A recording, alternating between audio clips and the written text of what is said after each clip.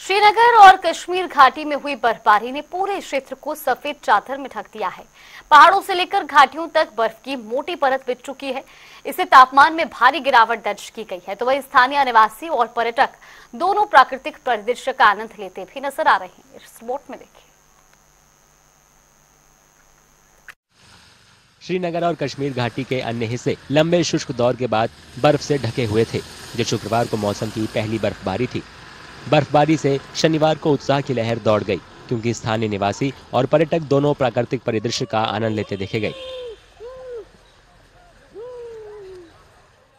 कई स्थानीय लोगों ने मौसम में बदलाव पर खुशी जताई। कुछ ने बताया कि बर्फबारी स्थानीय अर्थव्यवस्था के लिए एक सकारात्मक संकेत है।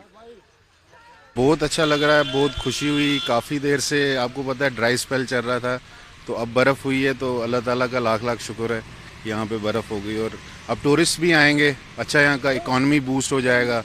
जो यहाँ पर थोड़ा विंटर्स में डाउन रहता है, तो इस बार लास्ट ईयर आपको पता नहीं हुई थी चिले कलान में, तो बहुत अच्छा लग रहा है। I am very happy for it.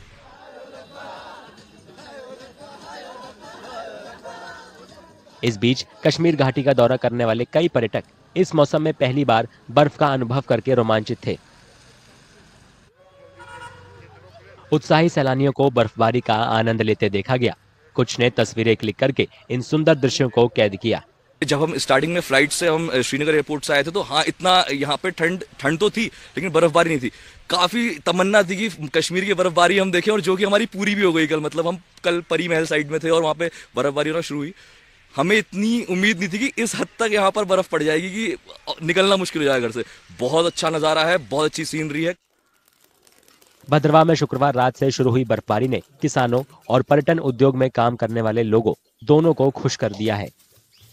किसानों के लिए बर्फ को एक वरदान के रूप में देखा जाता है, क्योंकि ये क्षेत्र में सिंचाई के लिए महत्वपूर्ण जल स्रोतों को फिर से भरने में मदद करता है। इसके अतिरिक्त स्थानीय लोगों को उम्मीद है कि 2 साल के अंतराल के बाद हुई बर्फबारी से क्षेत्र में पानी की कमी को दूर करने में मदद मिलेगी। तो ये बर्फबारी हो रही है, 2 साल के बाद हो रही है।